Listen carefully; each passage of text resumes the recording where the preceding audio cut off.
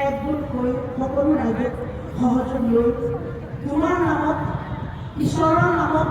অকণমান হাঁহি ফূৰ্তি আনন্দ কৰিলে সকলোৱে সমবেত কৰিলে গুৰুজনাই কৈ গৈছিল আত্মভাৱ আৰু সমভাৱ সকলোৰে মাজত গঢ়ি তুলিবলৈ অহোপুৰুষাৰ্থ কৰিলে ইয়াত যদি অনেকখিনি ভুল ভ্ৰান্তি অপৰাধ হ'ব পাৰে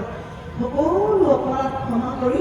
তোমাৰ সন্তান বুলি সকলোৱে তোমাৰ ছত্ৰছায়া তোমাৰ শ্ৰীচৰণত খাই দি ভিক্ষায়ো আৰু নিৰোগী কৰি অকণমান অসমলৈ শান্তি ঘূৰাই নগৈ মই এই তোমাৰ শ্ৰীচৰণত প্ৰাৰ্থনা কৃষ্ণ